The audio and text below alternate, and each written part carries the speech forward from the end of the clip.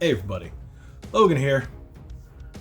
I'm really happy to finally bring you my, what I like to call, Mortal Kombat 1 complete review. Okay, yesterday I spent the entire day beating the story mode. And I did the practice mode, and I did towers mode, and today I played a bit of what's called invasions mode. So I'm going to talk a bit about each of those, as well as talking about the combat itself. Wow, that's all I have to say.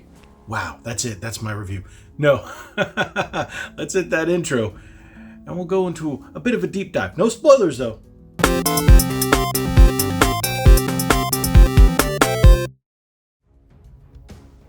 Okay, so I picked up Mortal Kombat 1 for Xbox Series X.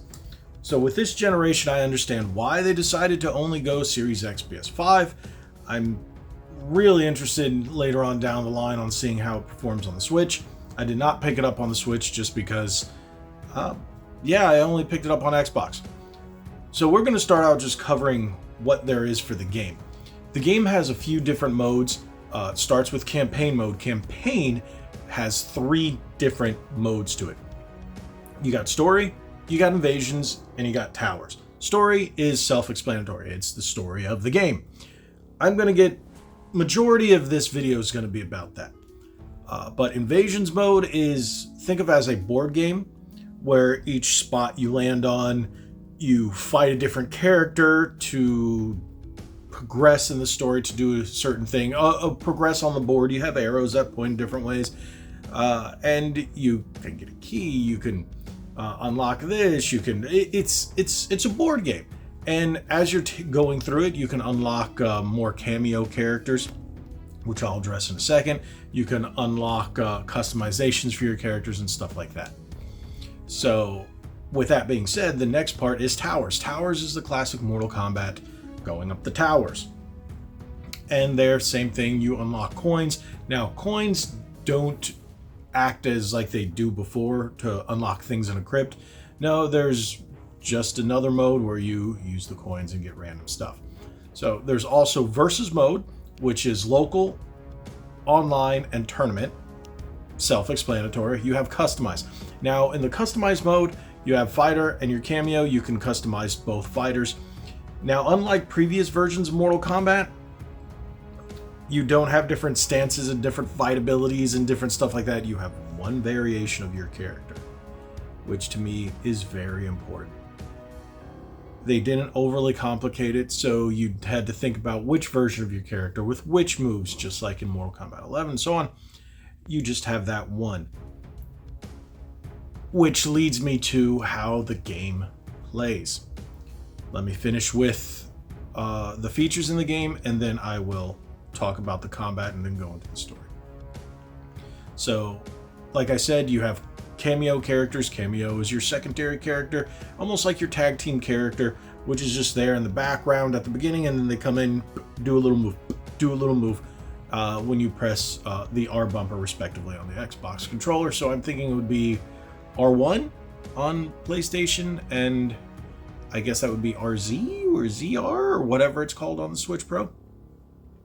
Then you also have the learn mode, which is practice tutorial, and you can learn your fatalities, which is pretty cool.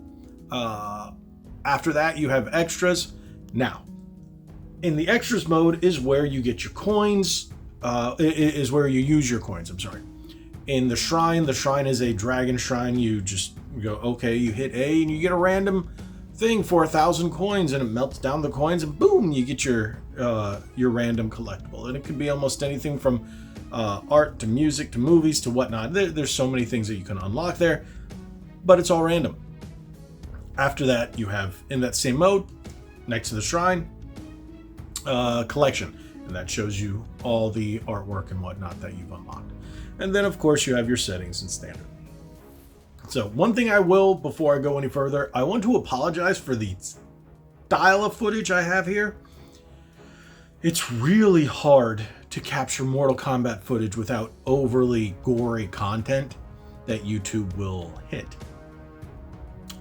So just keep that in mind when you kind of say, hey, the footage feels a little disjointed. It was how I was able to record. I record using the internal record feature at certain points in time. I had to edit and weird. It's weird. So forgive me for the style of footage. But with that being said, let's move on to the combat. The combat, as you can see from this footage, looks pretty standard Mortal Kombat fare. But it isn't. They've changed it up completely, which... do I really say completely? From what we've gotten used to in Mortal Kombat, I would say Mortal Kombat X/10, Mortal Kombat 11, it is very different. It feels more like the old days of high punch, low punch, high kick, low kick, but it technically isn't. It's called front punch, front punch, back punch, front kick, back kick. You know how in Tekken they have left and right hits? It's almost like that. But as you can see from the fighting, the front is the side that's facing the enemy. So if you use your front punch or front kick, you'll hit with the limb that's facing the enemy. The back punch or back kick is the limb that is furthest from the enemy. And that's just how it works. But it feels a lot like high punch, low punch, high kick, low kick of the old MK games. It's not overly convoluted. You no longer have a run button. You still have a block button. Now you have a simple dash, double tap forward, double tap back, which in my opinion feels more like a standard fair fighting game than what we've gotten used to with Mortal Kombat and a run button. So there's no run button, there's no run mechanic. It's just dash. There's no running at all anymore. For those of you who haven't played Mortal Kombat in a while and remember that run button that got very annoying. So you don't have that anymore at all. No running, none. But otherwise, brutalities are there like they were in the previous ones where it's just a timed hit right at the end to get a brutality. With Johnny Cage, it's just called the classic, and you boop, uppercut, knock a head off, and then he does a random taunt after that. Not a random one specifically for him, I mean. So brutalities aren't those massive combos like they were way back in the day for you lapsed fans who are thinking about picking this one up as a good starting point. And I will recommend that. Now, fatalities they feel a little scaled back in terms of the gore, but they're still gory, if that makes any sense. They're not as over the top. Same thing with the X-ray moves. If you guys remember the X-ray moves from the last few Mortal Kombat games, those have made a return, and they just don't feel as over the top. They're still well choreographed, and they look really cool, and they're specialized between each character and their cameo characters, which I think is a very, very cool feature there. But overall, the combat, every aspect of the combat to just the standard in-game fighting, you have your brutalities, your fatalities, and they've added a super meter, which just feels more like an EX meter from Street Fighter. So if you guys know those EX moves, it's a powered up move of one of your special abilities. And then you also have I guess you could call that combo breakers back, but it isn't. Not the same. It uses your cameo character to interrupt a combo. And the combos aren't as over the top and lengthy and chainy, if that makes any sense. I just thought about that, and when I had that in my head, it didn't sound as weird. But they're not as complicated as they were before. Every time I say something with a C, I see it with a K in my head. It's kind of funny. Because Mortal Kombat, and that's another thing you'll notice, any place there could be a C in the game, there's a K. But that's Mortal Kombat for you. All right, moving on from the combat, we're going to talk about the story and the characters. A lot of people were thinking, oh, this is just a complete reboot. No. Without any spoilers, this is not a complete reboot at all. This continues the story set from the original Mortal Kombat way back in the day. But if you want to say, hey, technically it isn't, there's an argument for that. There's an argument for saying it starts back at Mortal Kombat, which was technically Mortal Kombat 9, because remember there was a whole timeline reboot. They love timelines in this game, by the way. This whole game's about timelines. I can't say anything else without ruining it, so I'm going to leave it there with that little shut up, me. Let's just continue.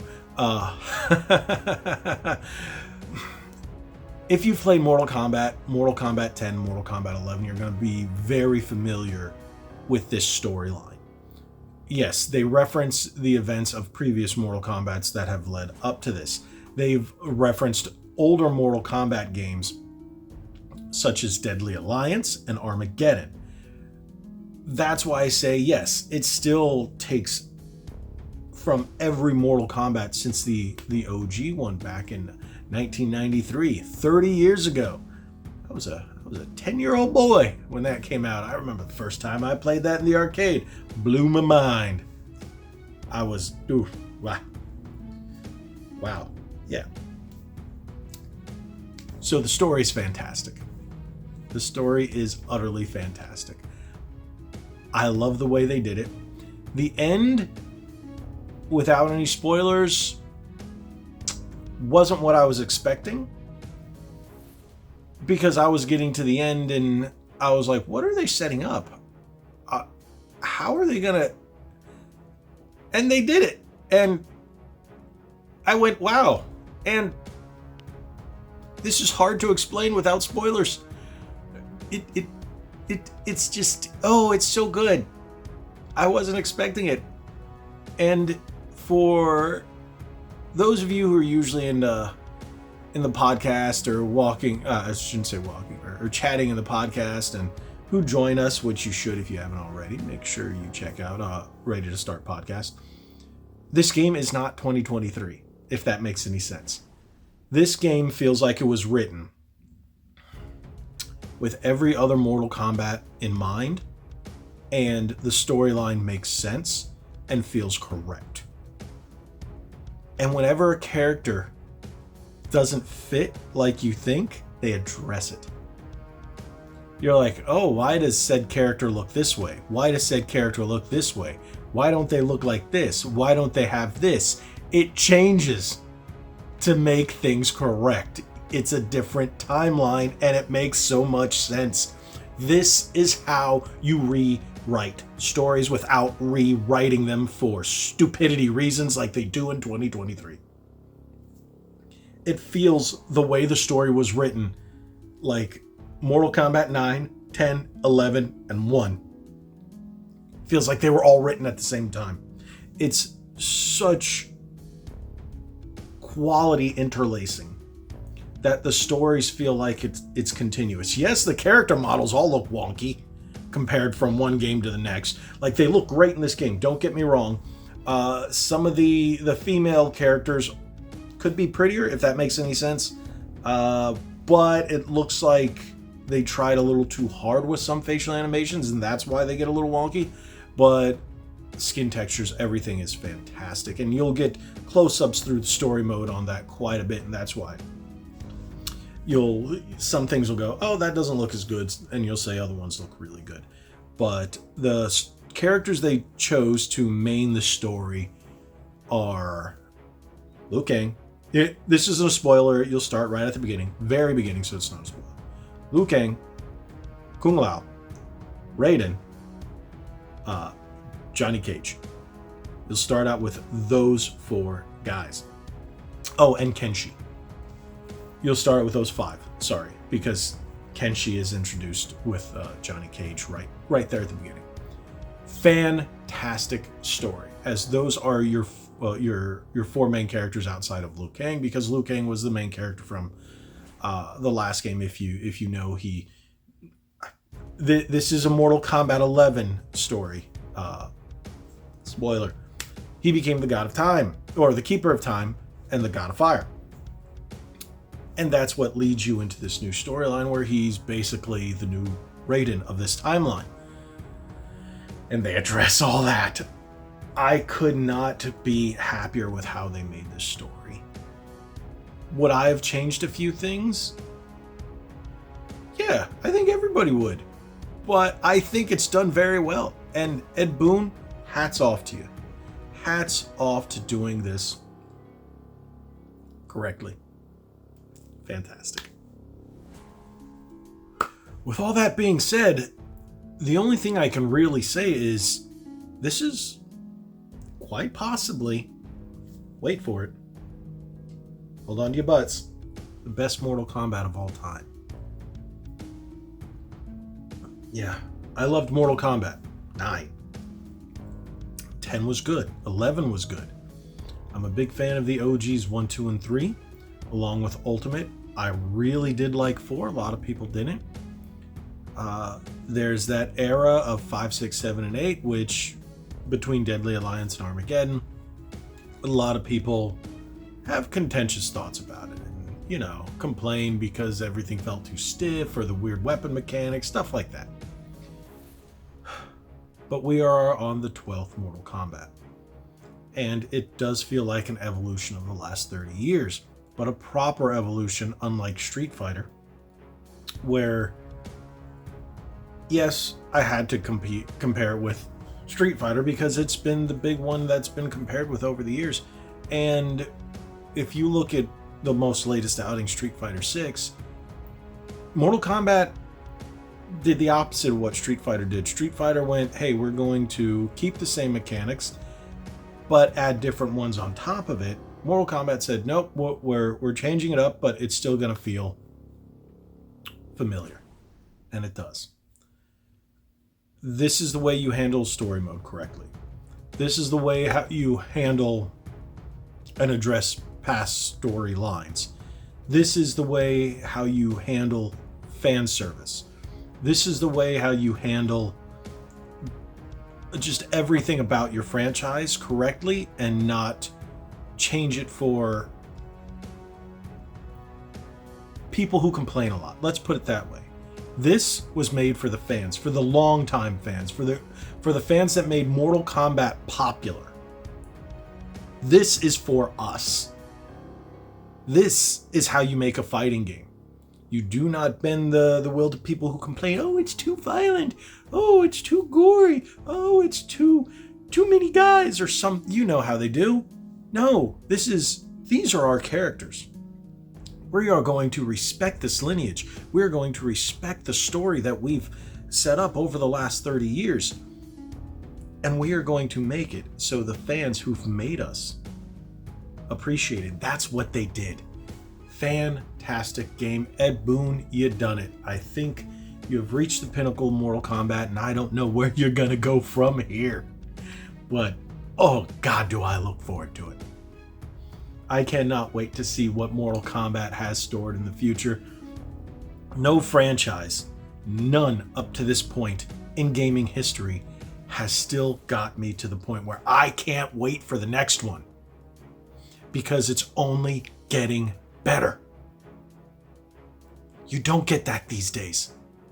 I'm at that point where it's the fanboy coming out of me, the Mortal Kombat fanboy that's just like, hey, this is what we deserve as fans. We got such great movies. Some people will complain about Annihilation, but that was a different time, and that movie felt like a good B movie. I didn't care. I loved the first Mortal Kombat movie. I loved Mortal Kombat Annihilation. Yes, it wasn't as good as the original. Mortal Kombat, probably being the original Mortal Kombat movie, probably being one of the best video game adaptation movies of all time. Now joined by Super Mario Brothers movie. The latest Mortal Kombat film, solid. Not a big fan of how they portrayed all the characters, but I'm really looking forward to the next one with Johnny Cage being the main star. If you haven't noticed, Johnny Cage is my boy. Johnny Cage and Scorpion are my two main characters in the Mortal Kombat franchise, with Raiden being number 3. But I've always liked Johnny Cage. Now, before I end this video, we are going to address a topic that is controversial and very controversial. I don't know, whatever. People are whining and complaining. I went, hey, it doesn't look like him. And that's JCVD. Jean-Claude Van Damme as Johnny Cage. It's the same Johnny Cage moveset. It is literally just a skin.